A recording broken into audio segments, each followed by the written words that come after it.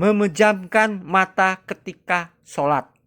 Dalam praktik sholat, seorang muslim menghadap kiblat dan memasuki keadaan ibadah dengan niat yang tulus.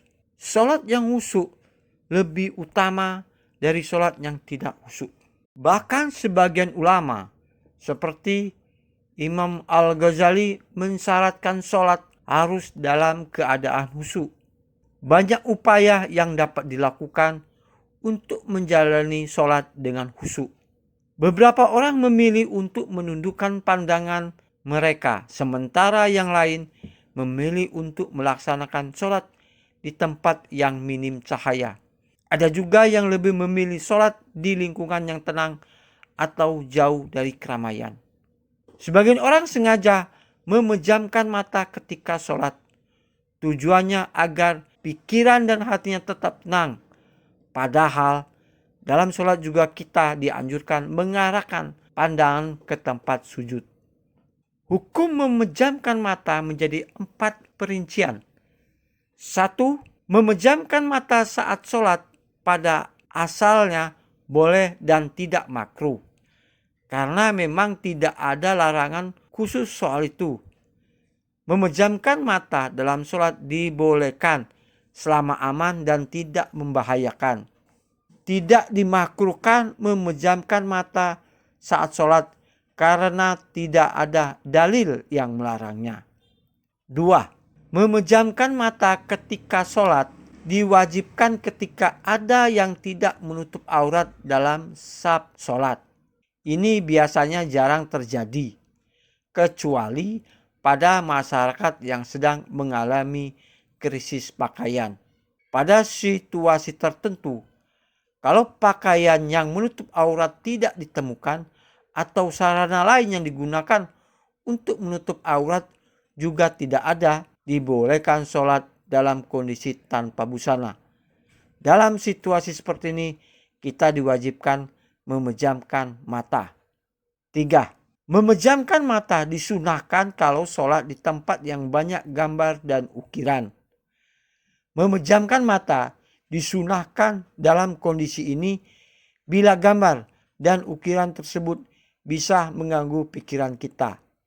Disunahkan memejamkan mata bila sholat dekat dinding yang diukir dan seumpamanya jika hal itu bisa mengganggu pikiran.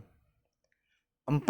Dimakruhkan memejamkan mata bila berbahaya, yaitu sholat di tempat yang banyak ular atau binatang yang membahayakan karena memejamkan mata bisa membahayakan tubuh. Mengenai pandangan mata ketika sholat, seluruh anggota tubuh diatur posisinya dan tidak boleh melakukan gerakan di luar sholat lebih dari 3 kali. Karena hal itu dapat membatalkan sholat. Termasuk dalam hal ini soal pandangan atau kemana seharusnya pandangan mata diarahkan saat sholat.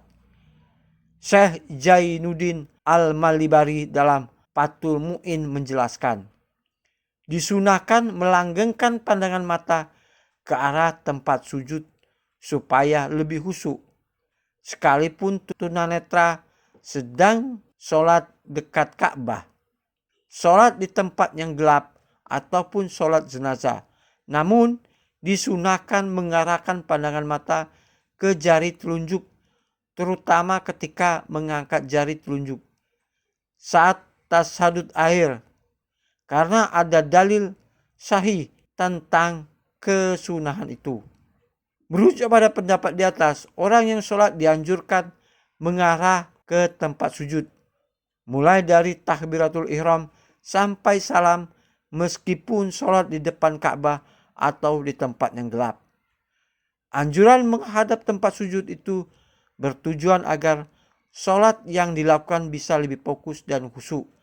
Namun pada saat tasyahud akhir dianjurkan mengarahkan pandangan mata ke jari telunjuk ketika mengangkatnya.